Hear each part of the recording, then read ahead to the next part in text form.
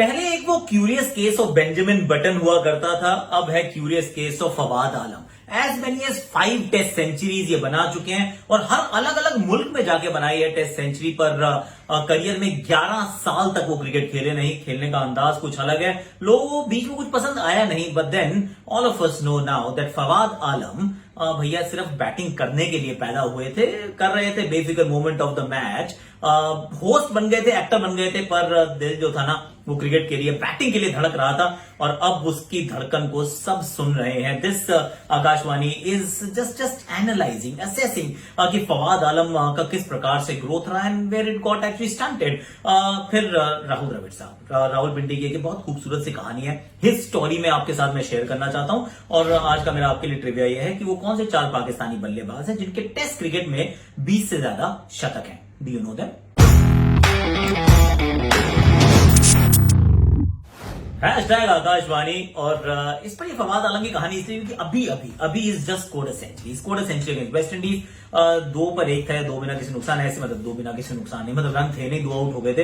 He came to bat Babar के साथ पहले एक साझेदारी, उसके बाद शतक उन्होंने जड़ा और मैच बहुत बार बीच में रुकता रहा, बिल्कुल उनके करियर की तरह। पर वो डटे थे, वो कह रहे भैया जब बैटिंग आएगी मैं फिर रन बना दूंगा, जब मौका दोगे, मेरे हाथ से बल्ला तो नहीं छीन सकते ना, जब मौका दोगे, जब मौका मुझे मिलेगा मैं उसको एकदम लपक लूंगा।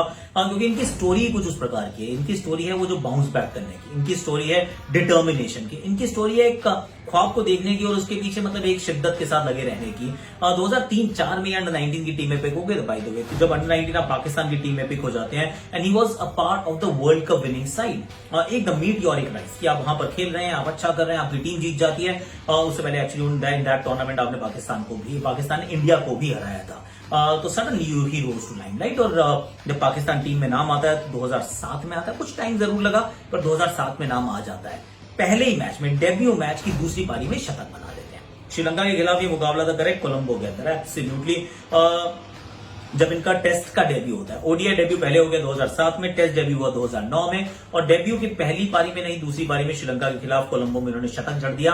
पर सिर्फ 3 मैच मिले यार, 3 मैच के बाद इनको बाहर बिठा दिया गया और फिर हुआ लंबा इंतजार की मतलब कुछ लोगों को इनके खेलने का स्टाइल पसंद नहीं आया। क्या बड़ी शिवनारायण चंद्रपौल जैसे इनका स्टांस है, देखने में सुंदर नहीं है। अरे भाई कोई हीरो थोड़ी ना बनाना है, मतलब क्रिकेट देखनी है, क्रिकेट के रन देखने चाहिए। अब वो दिखने में सुंदर है या नहीं, how does it actually matter. पर इनको 11 साल तक सिर्फ 3 टेस्ट मैच खेलने का मौका मिला और जिसमें से डेब्यू पर शतक था, उसके बाद बाहर का रास्ता दिखा दिया गया और it just went away. First class cricket में बहुत रन बनाते रहे, मेहनत करते रहे, रन बनाते रहे, लेकिन साथ साथ और भी काम किए। ही स्टार्टेड एक्टिंग, 1-2 कहीं इन्होंने काम भी किया, एक्टिंग के रूप में काम, मतलब एक्टर के रूप में काम किया। Comes from that family as well. अगर आप उसके बाद देखें तो बेफिक्र मूवमेंट ही होस्ट कर रहे थे भैया पीएसएल में।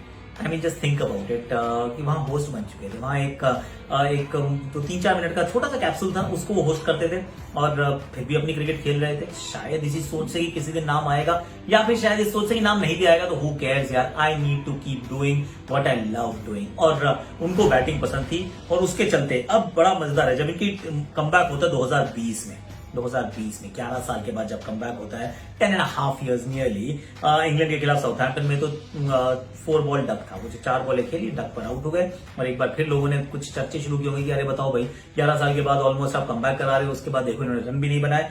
पर उसके बाद he started scoring runs and scored a lot of runs. New Zealand में जाके माउंट मैंगलोई में इनका शतक है।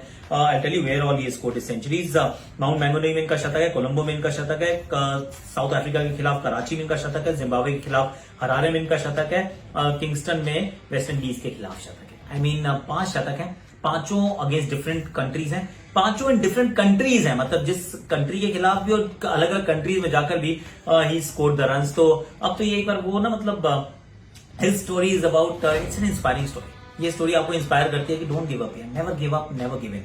अगर आप लगे रहेंगे ना तो मतलब कायनात भी मिल जाती है आपके इस सपने को पूरा करने के लिए। शाहरुख खान साहब का डायलॉग याद आ गया मुझे। और that's what Fawad Alam is living, he is living a dream.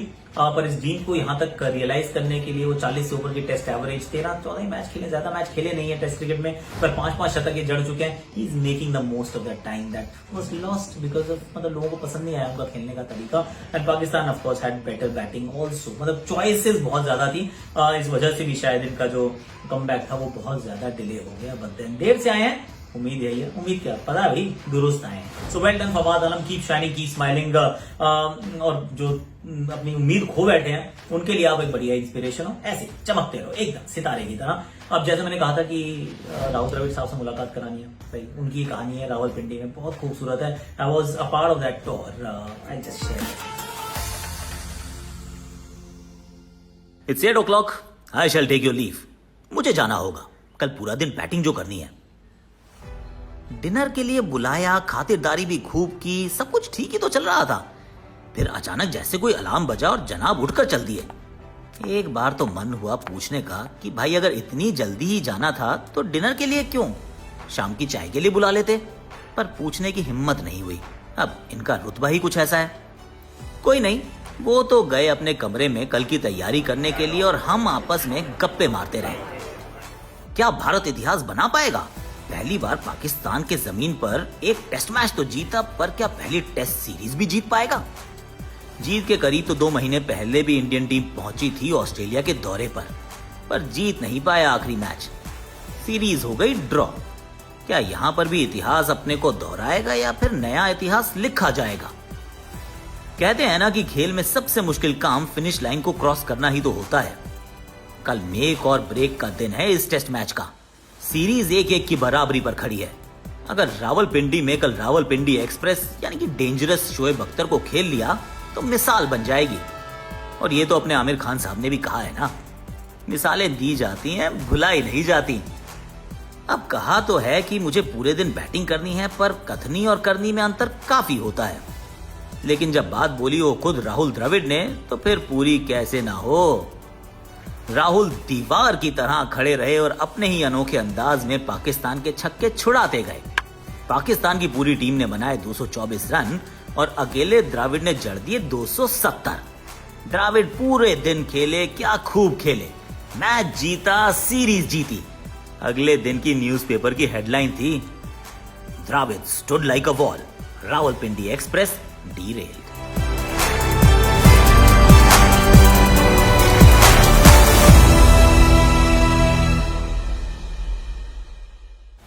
अच्छी लगी ना स्टोरी? है ये दिल को छूने वाली, मतलब अच्छी कहानी, मतलब it just tells you about Rahul Dravid, the man that he was, the man that he is. अब मैंने जो आपसे सवाल पूछा ट्रिविया में, वो 4 ऐसे कौन से पाकिस्तानी बल्लेबाज हैं जिनके 20 से ज्यादा टेस्ट शतक हैं? यूनुस खान, इंजमाम उल हक, मोहम्मद यूसुफ एंड जावेद मियांदाद। यूनुस खान हाईएस्ट 34 के साथ, इंजमाम उल हक 25 के साथ, मोहम्मद यूसुफ 24 के साथ और जावेद मियांदाद 23 के साथ। This is an illustrious list of 4 Pakistani players who've scored more than 20 Test centuries. Well done. आज के लिए इतने, कल फिर आएंगे। कल तो एक्चुअली इंडिया इंग्लैंड के अब तीसरे टेस्ट मैच की कहानी शुरू करनी है हेडिंगली में। जब आखिरी बार जब भारत खेला था टेस्ट मैच, आईफोन आया नहीं था, मतलब it was not even invented. Web pages पे भी लोड करने में ना बहुत टाइम लगता था।